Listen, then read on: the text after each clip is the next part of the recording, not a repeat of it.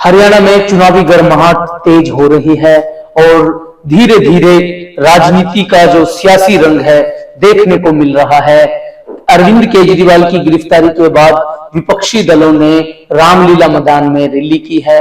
वहीं बीजेपी ने 10 की 10 सीटों पर चुनाव प्रचार शुरू कर दिया है।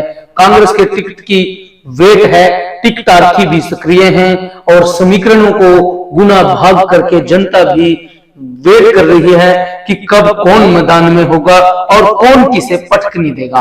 अगर बात करें जीटी रोड बेल्ट की तो करनाल लोकसभा संसदीय क्षेत्र से पूर्व सीएम मनोहर लाल चुनाव लड़ रहे हैं।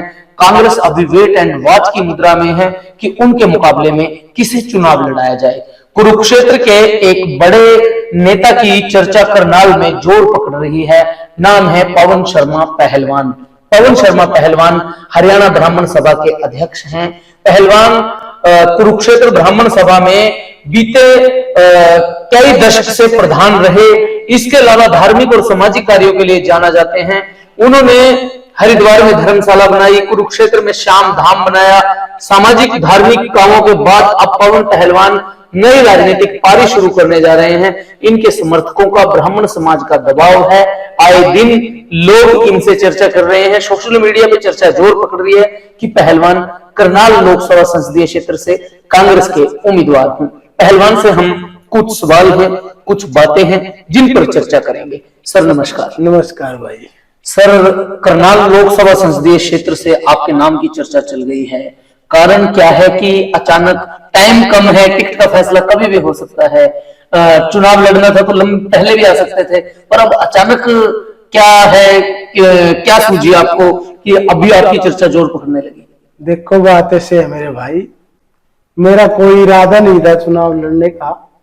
मैं तो सामाजिक कार्यों में लगा हुआ था, लेकिन हमारे भाइयों का, हमारे साथियों का जब फोन आने लगे, बात होने लगी, उनका जोर पड़ा कि भाई आप टिकट क्यों नहीं मांगते करनाल लोकसभा से, और हम चुनाव लड़ेंगे आपका, आपने थोड़ी कुछ करना, आप टिकट लेके आओ और चुनाव हम लड़ेंगे आपका। तो इसीलिए हमने फिर भाई उनके कहने पर बोले कि भाई हम तैयार और टिकट मांगेंगे कांग्रेस पार्टी से। पवन पहलवान जो हैं वो ब्राह्मण समाज के नेता हैं, हरियाणा ब्राह्मण सभा के प्रधान हैं। धर्मशाला हरिद्वार में बना दी, कुरुक्षेत्र में बना दी, समाज के लिए काम करा। अब क्या आप ब्राह्मण के नाम पे अब राजनीति करेंगे या कुछ क्या? देखो बात ऐसे है, ब्राह्मण तो हमारी जाति है, वो तो रहेगी, लेकिन हम तो 36 बिरादरी के काम किया है, सबके दुख सुख में खड़े हुए हैं। जब भी किसी ने हमारे को बुलाया और यदि कहीं किसी भाई को विपदा पड़ी तो सभी जातियों के लोगों के साथ जाके खड़े हुए हैं। कल अकेला ब्राह्मणों की बात नहीं करता मैं। टिकट मिल जाए हमारे को तो बताएंगे लोग भाई इनके साथ कौन कौन है।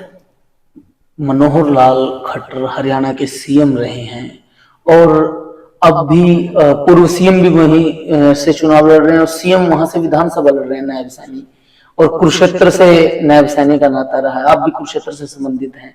अब करनाल में आपके नाम की चर्चा है, तो सीएम के मुकाबले लड़ रहे हैं, कहीं सोच रहे हैं लड़ने की? देखो बड़ा नहीं सोच रहे। बात ऐसे है भाई, सीएम भी जनता ने बनाया, जनता भगवान होती है, और यदि जनता चाहे, मैं तो कुछ भी नहीं, किसी को भी ले आके खड़ा कर दे और उसी को बना सकती है। जनता में इतनी ताकत है। जनता भगवान। संदेश देंगे जनता को आप? जनता भगवान है। जनता ने हमारे को बोला है कि भाई आओ आप टिकट मांगो और चुनाव लड़ो और हम लड़ाएंगे आपको।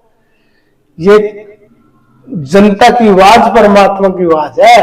यदि जनता चाहेगी तो सीएम बना देगी, जनता चाहेगी तो उसको हटा देगी। क्या मुद्दे हैं, किन मुद्दों पे चुनाव लड़? मुद्दे बहुत है। कांग्रेस क्यों है आपकी पसंद? देखो मुद्दे बहुत है, मुद्दों का तो घाटा ही नहीं। जैसे सीएम सिटी थी करनाल, सीएम सिटी में बहुत कार्य होना था लेकिन कुछ भी कार्य नहीं हुआ।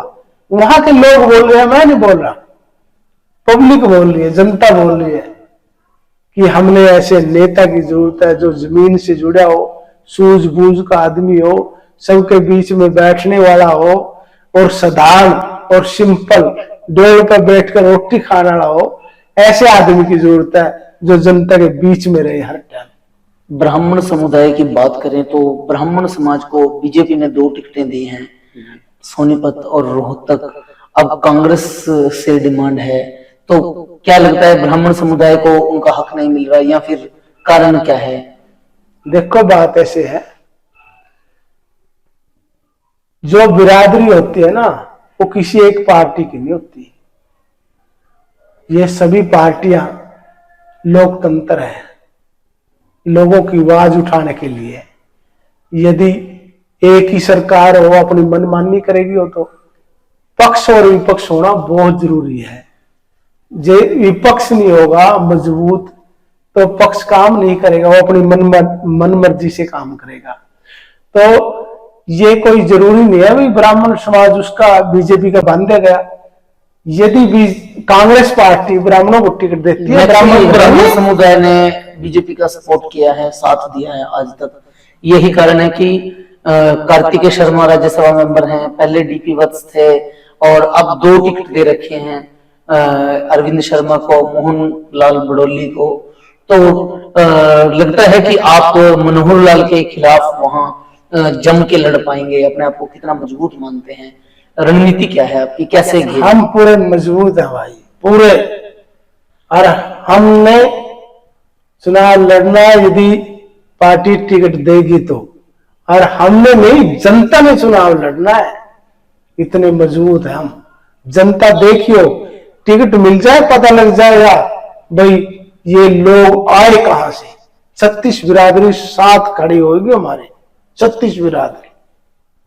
देखिए पवन शर्मा पहलवान पूरे जोश में हैं और पूरी उमंग के साथ, आत्मविश्वास के साथ दावा कर रहे हैं कि अगर कांग्रेस ने टिकट दिया तो वे सीएम मनोहर लाल के विरुद्ध चुनाव लड़ेंगे। उनकी रणनीति तैयार है, उनकी कूटनीति तैयार है। खबरों में बने रहने के लिए देखते रहिए कुरुक्षेत्र मीडिया को, हर अपडेट हम आपको देते रहेंगे। नमस्कार।